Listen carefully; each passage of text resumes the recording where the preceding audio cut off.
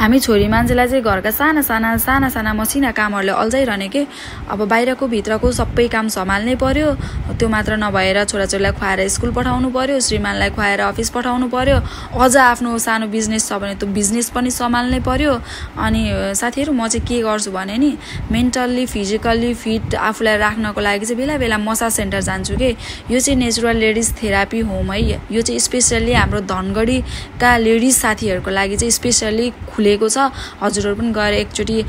सेवाको फाइदा उठाउन सक्नुहुन्छ हैन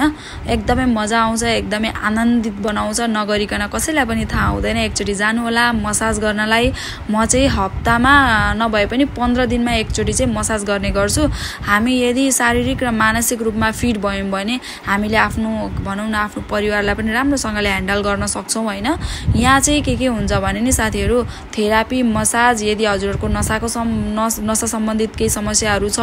भने पनि यहाँनेरि चाहिँ आउन सक्नुहुन्छ है ल साथीहरु यो चाहिँ हाम्रो धनगढीमा छ।